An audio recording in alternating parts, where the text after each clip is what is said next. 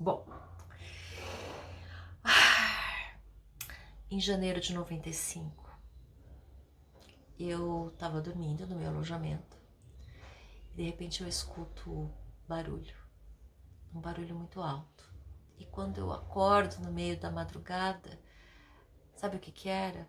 As portas do meu guarda-roupa que estavam todas abrindo e fechando. Nossa, mas será que é um taifu? Taifu é furacão, né? Será que é um furacão que tá tão forte? De repente eu escuto gritos e eu escuto as pessoas descendo.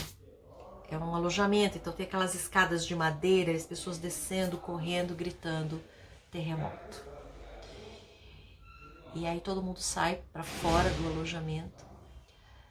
E aí eu entendi depois. Porque na hora a gente sai correndo também, a gente não sabia o que significava aquilo, mas parecia alguma coisa muito grave. E depois eu entendi que aquilo era um terremoto. A terra treme, os prédios caem, pessoas morrem. E na cidade de Kobe foi devastada por aquele terremoto no ano de 95. O mundo inteiro viu, o mundo inteiro sabia o que estava acontecendo. E eu acho que a gente não sabia. Quem estava lá não tinha noção do que estava acontecendo. A gente não tinha acesso àquilo, ao tamanho da catástrofe. Eu acho que nem o governo japonês ou o governo ali a prefeitura de Kobe tinha noção, porque terremoto não é uma novidade. Não era para um terremoto ter destruído tanto uma cidade. Depois é que a gente percebe que aquele terremoto ele não tremeu assim, ele tremeu assim. Por isso a cidade cai.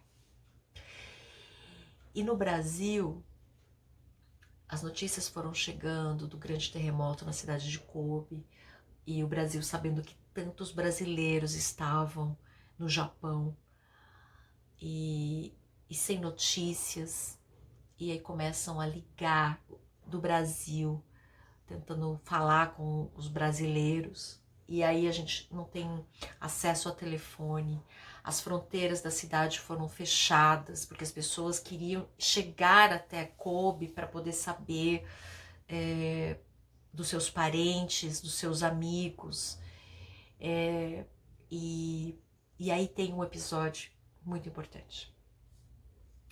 O fundador do jornal Tudo Bem, ele tinha ido até a cidade de Kobe porque tinha um parente dele.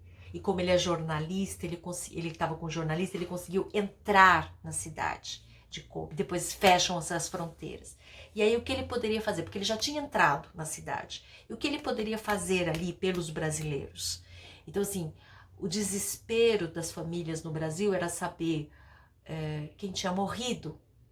Se o meu filho, se a minha filha tinha morrido naquele terremoto. Mas ele não tinha que saber quem morreu. A única coisa que ele poderia saber é quem sobreviveu. Nossa, falando que já acabando meu tempo aqui. Bom, então ele vai em todos os abrigos, né? E pergunta: quem é brasileiro? Ele grita: quem é brasileiro? Quem é brasileiro? E aí os brasileiros se apresentavam, ele marcava o nome e fazia uma lista. E assim ele conseguiu fazer uma lista dos sobreviventes no terremoto. Depois ele mandava essa lista para o Brasil.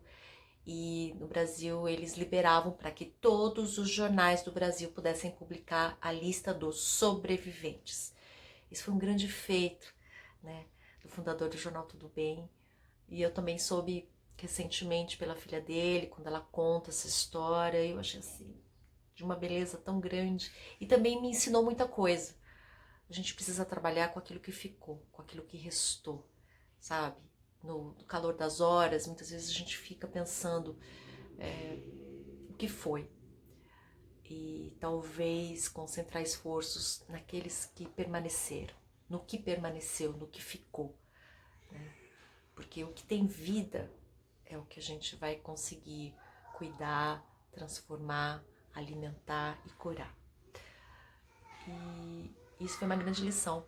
Eu acho que vai ficar para mim para sempre também. Diante de uma catástrofe, me concentrar no que ficou com vida.